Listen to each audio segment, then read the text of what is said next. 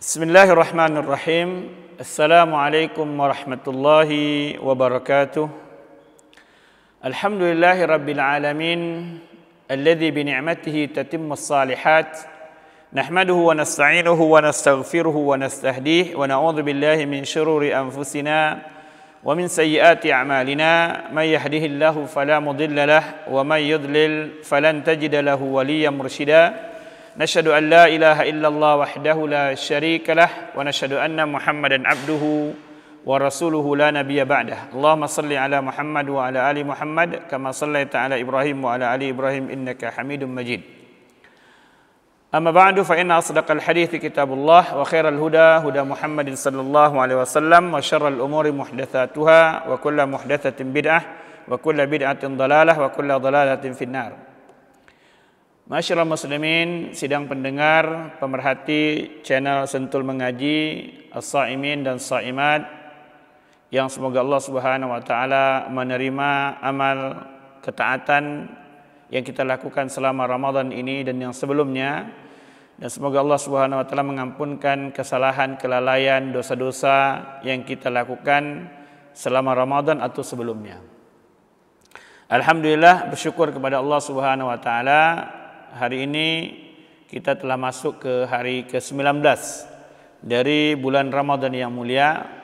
Semakin penghujung Ramadan kita dekati, mudah-mudahan Allah Subhanahu wa taala salimna Ramadan wa sallim Ramadhalana, menyampaikan seluruh Ramadan kepada kita dan menjadikan Ramadan ini adalah bulan ketaatan yang kita lakukan kepada Allah Subhanahu wa taala, dan Allah jadikan ujung daripada Ramadan ini, karena innamal a'mal bil khawatim, karena amal itu bergantung kepada ujungnya. Maka kita minta agar Allah Subhanahu wa taala terus memberikan taufik hidayah kepada kita agar kita bisa memaksimalkan di ujung Ramadan ini dalam ketaatan kepada Allah Subhanahu wa taala.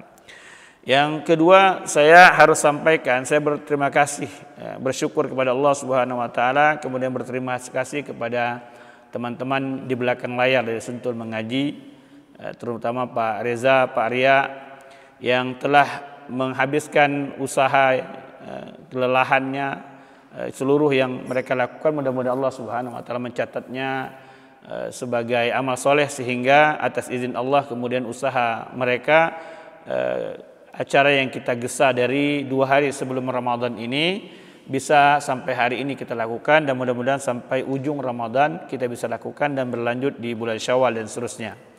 Dan pada pertemuan kali ini insyaallah kita akan membahas sebuah amal yang jarang diperhatikan oleh kita, tetapi sebenarnya dia sangat penting.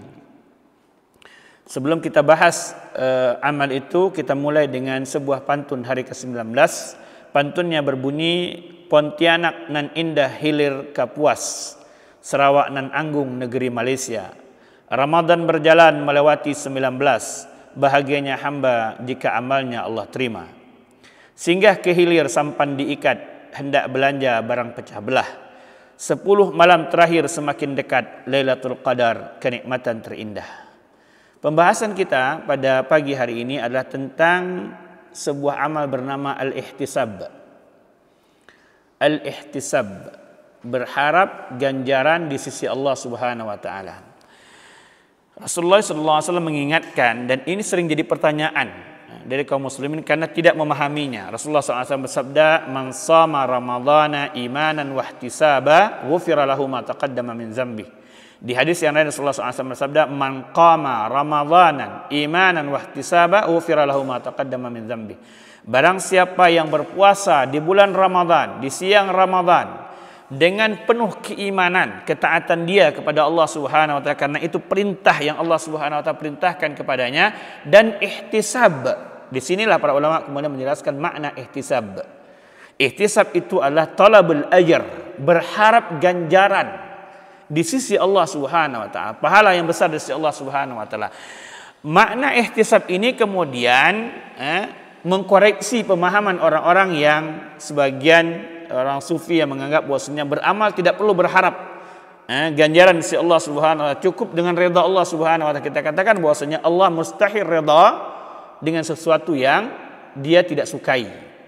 Dan Allah Subhanahu wa taala mengajarkan kepada hambanya bahwasanya janji surga, janji kenikmatan alam barzakh, janji kenikmatan mahsyar, janji kelulusan melewati sirat, janji menapaki altar surga Allah Subhanahu wa taala dengan penuh kenikmatannya adalah ihtisab yang harus dipinta oleh hamba-hambanya. Maka Rasulullah SAW mengatakan, barang siapa yang berpuasa dengan iman, keyakinan mentaati Allah dan ihtisab, berharap agar Allah mengganjar amalnya, puasanya, maka Allah Subhanahu wa taala akan ampunkan dosa-dosanya yang sebelumnya. Di hadis tentang qiyam, tentang salat malam, Rasulullah SAW bersabda, barang siapa yang salat malam di bulan Ramadan, ini menunjukkan bahwasanya salat malam itu muakkadah, tidak ditinggalkan. Sunnah untuk tidak ditinggalkan, sunnah untuk dilakukan. Barang siapa yang mengerjakannya dengan qiyam, dengan sungguh-sungguh, beriman kepada Allah Subhanahu wa taala bahwasanya itu perintah dari Allah, dan dia berharap agar Allah Subhanahu wa taala memberikan ganjaran terhadap itu, maka Allah Subhanahu wa taala akan menghapuskan dosa-dosa yang sebelumnya. Kita mendasarkan pembicaraan kita pada firman Allah Subhanahu wa taala dalam surat Al-An'am ayat 161, 162 dan 163. Allah Subhanahu wa taala berfirman, A'udzu billahi minasyaitonir rajim. Bismillahirrahmanirrahim. Qul innani hadani rabbi ila siratim mustaqim dinan qiyaman millata Ibrahim hanifa wa ma kana minal musyrikin. Qul inna salati wa nusuki wa mahyaya wa mamati lillahi rabbil alamin la syarika lahu wa bidzalika umirtu wa ana awwalul muslimin. Allah Subhanahu wa taala merintahkan kepada Rasulullah sallallahu alaihi wasallam, katakan wahai Muhammad, innani hadani rabbi, Rabbkulah yang menunjukkan kepadaku. Hanya Rabblah yang memberikan hidayah, taufik kepadaku, sehingga aku bisa berjalan siratal mustaqim, di jalan yang lurus, di jalan yang menenangkan, di jalan yang menenteramkan, di jalan yang membahagiakan, di jalan yang mendatangkan kejayaan, kesuksesan dunia dan akhiratku. Ini perintah dari Allah agar Rasulullah SAW mengatakan dan mengajarkan kepada umatnya. Katakan wahai Muhammad dan umat-umat Muhammad, bahwasanya Allah lah yang memberikan kalian hidayah, yang menunjukkan kalian ke jalan siratal mustaqim, jalan yang lurus. Dinang qiyama, din itu lurus, tidak bengkok sama sekali.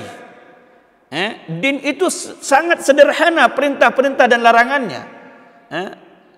Maka ini juga di antara nas menunjukkan bahwasanya tidak perlu mempelajari ilmu kalam dan semisalnya yang membuat pikiran kita bingung, rusak, karena orang-orang terdahulu di antara kalangan sahabat dan tabi'in tidak mengenal ilmu itu. Dinang qiyamah, ilmunya lurus. Apa yang dikerjakan Rasul, apa yang dicontohkan oleh sahabat, itu yang diikuti. Millat Ibrahim hanifa, sebagaimana millahnya Ibrahim yang sangat lurus itu, wa ma kana minal musyrikin, mereka itu bukan orang-orang yang musyrik.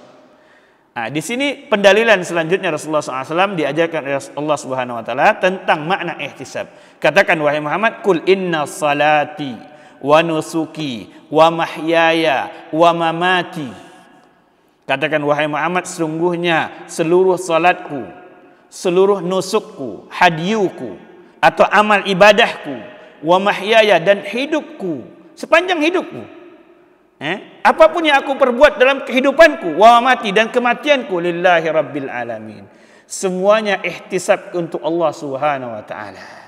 La syarikalah, tidak ada syarikat pun bagi Allah Subhanahu wa taala. Wa bidzalika umirtu, karena itulah aku diajarkan oleh Allah.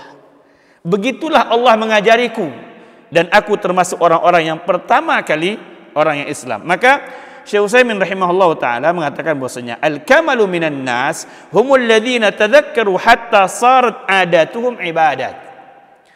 Yang paling sempurna di antara manusia adalah orang-orang yang selalu ingat kepada Allah di setiap perbuatannya.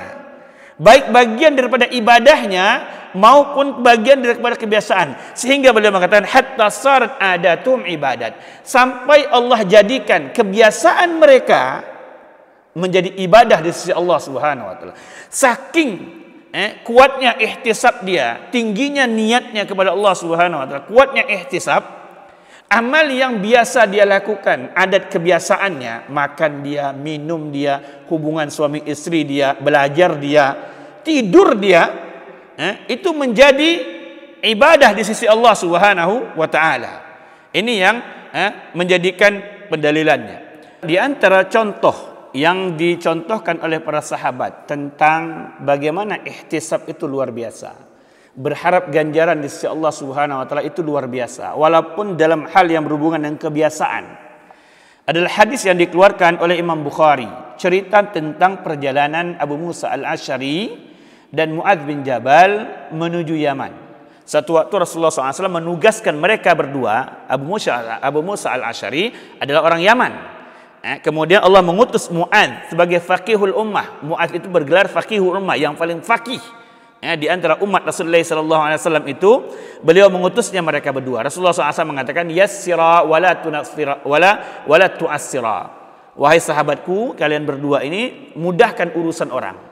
Jangan persulit urusan orang, karena kalian datang sebuah negeri, ketika itu Yaman terkenal dengan umat Nasara. Kemudian Rasulullah SAW mengatakan, basyira wala tunafira, berikan kabar gembira kepada umat, jangan kalian takut-takuti mereka, jangan bebankan sesuatu yang belum sampai level mereka. Maka kemudian mereka, bahkan dalam hadis yang lain Rasulullah SAW menjelaskan bahwasanya bagaimana Mu'adz ditanya Rasulullah SAW, kalau engkau dapatkan sebuah masalah yang tidak engkau dapatkan, apa yang akan lakukan? Mu'adz mengatakan, saya carikan diri kitab Allah. Kalau tidak ada, dari sunnah Rasulullah SAW. Kalau juga tidak ada, saya berijtihad sesuai kemampuan saya yang mendekati dari perkataan Allah dan perkataan Rasulullah SAW. Ini diantara menunjukkan kefakihan daripada Mu'adz bin Jabal. Nah, berdua ini kemudian mereka berjalanlah menuju Yaman. Di perjalanan, karena mereka menggunakan kendaraan darat, maka di perjalanan mereka istirahat, berhenti malam harinya. Maka Mu'adz bin Jabal mengatakan kepada Abu Musa al-Asy'ari, dua-duanya sahabat yang mulia, mereka dua-duanya memiliki keutamaan yang berbeda. Mu'adz bin Jabal mengatakan kepada Abu Musa al-Asy'ari, bagaimana engkau hubunganmu dengan Al-Quran? Maka Abu Musa mengatakan, sungguhnya aku selalu membacanya, baik dalam keadaan berdiri, dalam keadaan duduk, dalam keadaan berjalan, dalam keadaan berbaring. Maka Mu'adz bin Jabal, dan ini menunjukkan kefakihan daripada Mu'adz bin Jabal, beliau mengatakan, ama ana, sedangkan aku, fa anamu akum, kadang saya tidur, kadang saya berdiri, kadang saya qiyamul lail, kadang saya ada waktu saya istirahat, ada waktunya saya kemudian beribadah kepada Allah Subhanahu wa taala. Fa ahtazibu naumati kama ahtasibu qaumati. Aku berharap kepada Allah Subhanahu wa taala agar Allah mengganjar dengan kebaikan ketika aku tidur sebagaimana Allah mengganjar kebaikan ketika aku qiyam. Karena ada hadis yang lain Rasulullah SAW mengatakan, sungguhnya pada dirimu ada hak, pada badanmu ada hak, pada keluargamu ada hak, jadi semuanya harus tunaikan. Dan ini menunjukkan tentang kefakihan daripada Mu'adz bin Jabal. Jadi bukan banyaknya amal saja yang penting, tetapi ihtisab. Walaupun hal yang mubah, karena tidur itu mubah. Walaupun hal yang mubah, makan itu mubah. Bahkan dalam hadis tentang berhubungan suami istri, Rasulullah SAW mengatakan, sampai urusan memasukkan mani kepada istri pun itu ibadah, sehingga sahabat terkejut. Rasulullah SAW seorang menumpaskan hasratnya juga ibadah, kata Rasulullah SAW. Bagaimana kalau dia mengerjakan ke orang lain yang bukan haknya? Menunjukkan bagaimana amalan yang mubah, yang biasa saja, ketika dia ihtisab maka bernilai yang tinggi di sisi Allah Subhanahu wa taala. Umar bin Khattab radhiyallahu anhu mengajarkan, beliau mengatakan, ayuhan nas, wahai sekalian manusia, ihtasibu a'malakum. Ambil ihtisab, ambil minta ganjaran kepada Allah Subhanahu wa taala di setiap amal kalian, maupun baik yang ibadah maupun yang sunnah maupun yang mubah.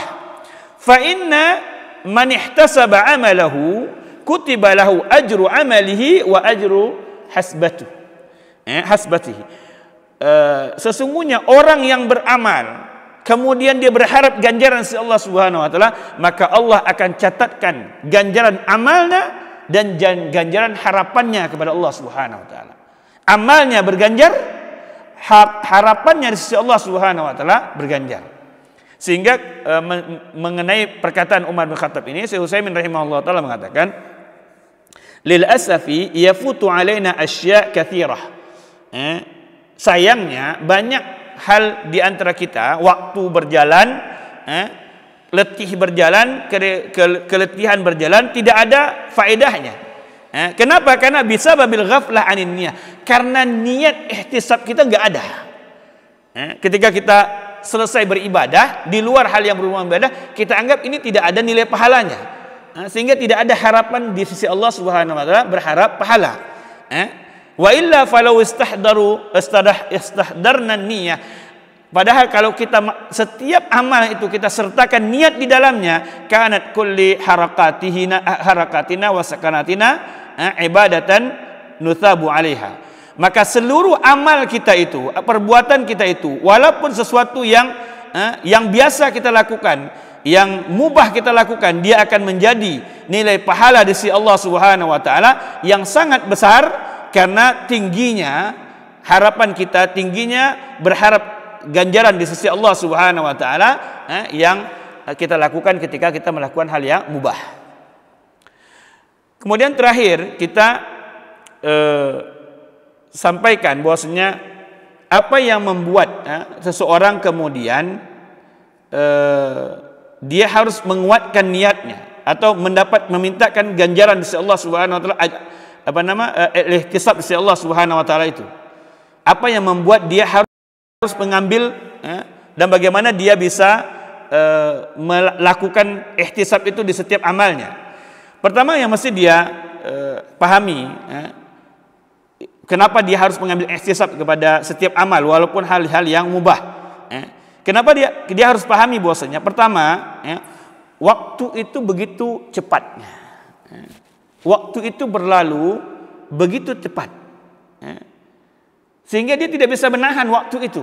Kita kan pagi begitu cepat, kemudian sampai siang nggak terasa sudah sore sudah berbuka lagi. Sekarang sudah nggak terasa kita sudah 19 hari saja kita berjalan. Bentar lagi sudah habis saja itu. Mungkin banyak rencana amal yang kita ingin lakukan di bulan Ramadan belum sempat kita lakukan. Itu sudah berlalu saja. Sudah lewat saja Ramadan itu. Maka mesti kita pahami di antara faktor cara seseorang mengambil ihtisab dan kenapa dia harus melakukan ihtisab itu, karena sedikitnya waktu, cepatnya waktu berlalu, sehingga amalnya berbanding dengan waktu keteteran. Baru sedikit amal kita sudah sholat 1 jam saja, qiyamul lail 1 jam saja, letihnya udah kemana-mana. Padahal cuma 1 jam, sementara kita punya waktu banyak sekali, gitu kan? Ini di antara yang mesti faktor pendukungnya. Kenapa kita penting untuk ihtisab kepada amal, walaupun amalnya kecil, bahkan walaupun yang mubah, kita berharap agar Allah Subhanahu wa taala menjadikan yang mubah kita kerjakan itu dalam ketaatan kepada Allah Subhanahu. Kenapa? Karena kalau kita lakukan dia dalam kemaksiatan, maka dia adalah musibah yang besar. Nah, ini poin pertama. Yang kedua yang mesti dia pahami bahwasanya mati itu tiba-tiba. Mati itu bukan terencana, bukan, dia tiba-tiba. Dia menjadi rahasia Allah Subhanahu wa taala, sangat jelas di sisi Allah Subhanahu wa taala, tetapi menjadi rahasia. Tidaklah kita mengingat firman Allah Subhanahu wa taala dalam surah Al-Jumu'ah. Allah Subhanahu wa taala berfirman, A'udzubillahi minasyaitonir rajim. Bismillahirrahmanirrahim. Qul innal mauta alladzi tafirruna minhu fa innahu mulaqikum. ثم تردون إلى عالم الغيب والشهادة فينبئكم بما كنتم تعملون. Katakan wahai Muhammad, sungguhnya maut itu, kematian itu yang kalian lari daripadanya, dia mengejar kalian. Dia tiba-tiba di mata kita. Sedangkan di ilmu Allah sangat jelas. Semua jelas. Bahkan kapan daun jatuh pun Allah jelas. Jangankan urusan kematian manusia yang besar itu. Tetapi bagi manusia dia faja'ah, dia tiba-tiba.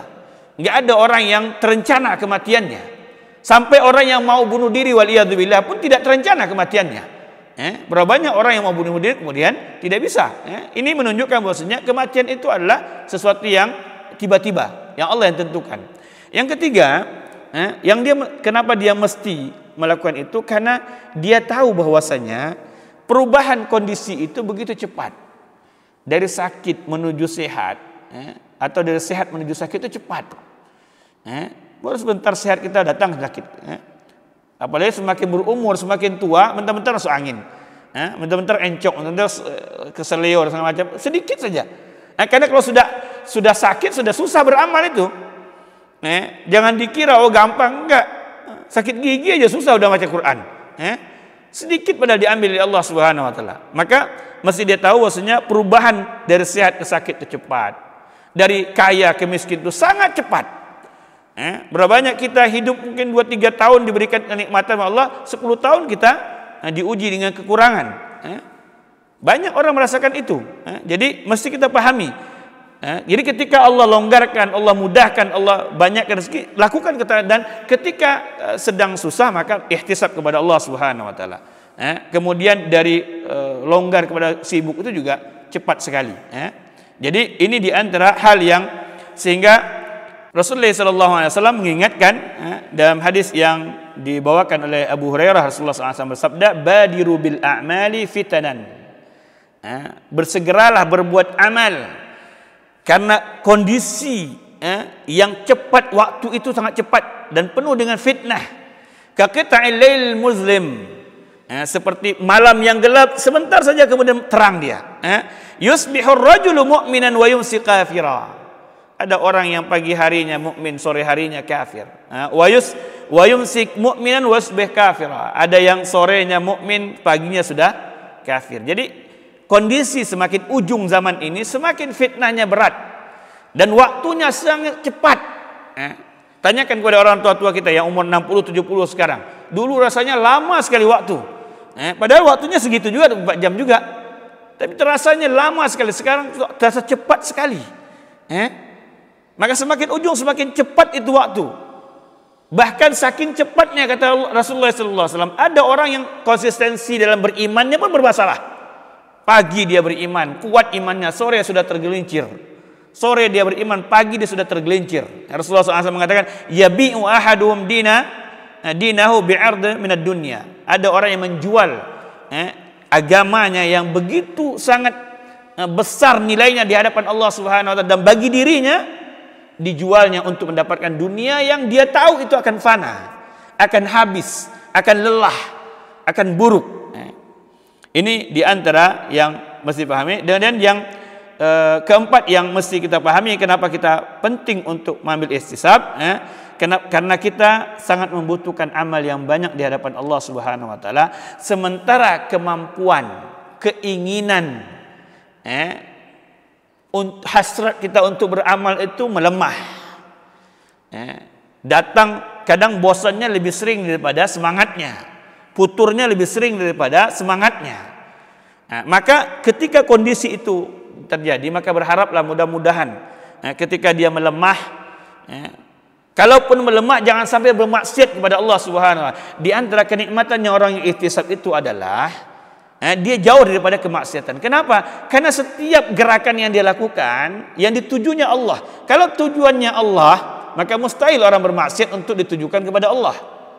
Ini di antara poin yang kelima, dia al-khauf minallah, karena rasa takut kepada Allah Subhanahu wa taala, maka dia berihtisab kepada Allah Subhanahu wa taala, sehingga dengan begitu dia berharap walaupun dia sedikit amalnya, tetapi dia berharap amal yang sedikit itu bernilai besar di sisi Allah Subhanahu wa taala, dan yang waktu yang dia tidak bisa beramal itu, baik karena kemalasannya maupun karena keletihannya, karena sakitnya, karena kesulitannya, lagi sempit dia umpamanya. Makanya di antara indahnya ini, kita menjelang ujung daripada Ramadan ini, bagi yang terbiasa beriktikaf atau berazam beriktikaf, mudah-mudahan kalau kita tidak bisa beriktikaf di ujung ini, mudah-mudahan Allah Subhanahu wa taala mencatatkan dia sebagai amal orang-orang yang mu'takib di sisi Allah Subhanahu wa taala. Mungkin itu yang bisa kita jelaskan pada pagi hari ini tentang ihtisab kepada Allah Subhanahu wa taala dari setiap amal, dan dia adalah syarah daripada sabda Rasulullah sallallahu alaihi wasallam, man shama ramadanan imanan wa ihtisaban ghufira lahu ma taqaddama min dzambi.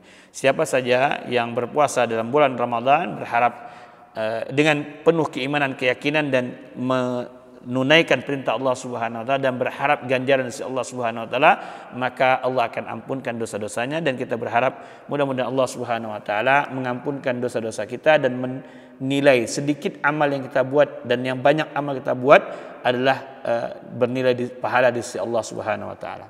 Kita tutup dengan doa yang diajarkan Rasulullah SAW kepada ibunda kita Aisyah. Allahumma innaka afun tuhibbul afwa fa'fu anna. Allahumma innaka afun tuhibbul afwa fa'fu anna. Allahumma innaka afun karim tuhibbul afwa fa'fu anna. Tutup dengan doa kepada majelis. Subhanakallah bihamdik, asyhadu an la ilaha illa anta, astaghfiruka wa atubu ilaik. Assalamualaikum warahmatullahi wabarakatuh. Alhamdulillah.